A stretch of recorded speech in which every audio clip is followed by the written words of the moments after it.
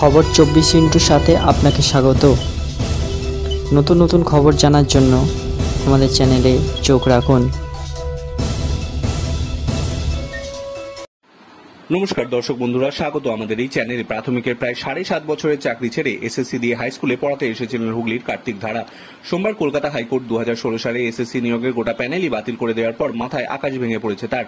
Double মাস্টার্সের degree পকেটে salon চালিয়ে সংসার চলত। বাম আমলে প্রাথমিকে চাকরি পান, কিন্তু হাই স্কুলের চাকরি পেয়ে হুগলির চন্দননগরের ছেলে এটে উঠছেন শিলিগুড়িতে।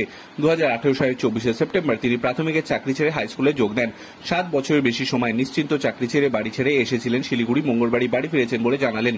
কার্তিক ধারার কথা খুব বড় ধাক্কা। আমরা যারা যোগ্য তাদের কাছে এই রায় মাথায় আকাশ ভেঙে পড়ার মতো। সবাইকে বাতিল করে দিল, তাও তো আমরাও খাদে পড়লাম। কি করব বুঝতে পারছি না। এবার লোকজন অন্য চোখে দেখবে আমাদের, কেউ তো বিশ্বাসই করবে না যে আমরা যোগ্য। বাড়িতে বয়স্ক বাবা মা, বাবার সেলুন আছে। কার্তিক গ্র্যাজুয়েশন করার পর বাবা বলেছিলেন এবার একটু কাজবাজের খোঁজ করতে।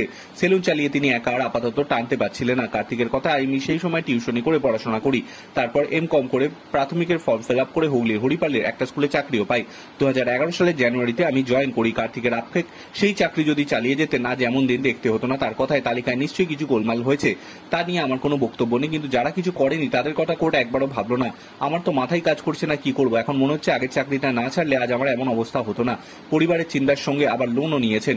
সোমবার আদালতের রায় শোনার পর বারবার চন্দননগরের বাড়ি থেকে ফোন যাচ্ছে ছেলের কাছে। কার্তিক বুঝতে পারছেন অসহায় বাবা মা ভয় পাচ্ছেন, পাছে ছেলে কিছু করে বসে। কার্তিক তাদের আশ্বস্ত করেছেন ভয়ের কিছু নেই। সোমবার কোর্টরুমে কলমের খোঁচায় যে ভাগ্য লেখা হলো সেই ভাগ্যের সঙ্গে যুঝতে তিনি তৈরি হচ্ছেন। কার্তিক বললেন এম.কম করে প্রাথমিকে চাকরি করলেও পরে এডুকেশনে আবার এম.এ করেন। তার কথায় কমার্সে আমি দুবার নেট ক্লিয়ারও করি। ইচ্ছা ছিল কলেজে পড়াবো, বিভিন্ন পরীক্ষার ফর্ম ফিল আপ করতাম। 2016তে এসএসসির ফর্ম বেরোলো, আমি নিশ্চিন্ত লিখিত পরীক্ষায় বসি, ডকুমেন্ট ভেরিফিকেশন ভাইভা সবেতেই বসি। 2018 সালের 24 সেপ্টেম্বর আমি প্রাথমিকের চাকরি ছেড়ে হাই স্কুলে যোগ দিই। কার্তিকের কথায় তালিকায় গোলমাল নিশ্চয়ই আছে। আদালতের রায় নিয়ে আমার কিছু বলার নেই, কিন্তু তারপরেও কিছু কিছু থেকে যায়। ছলছল চোখে কার্তিক ধারা বলেন, যারা কিছু করেননি তাদের কথা কোর্ট একবারও ভাবলো না।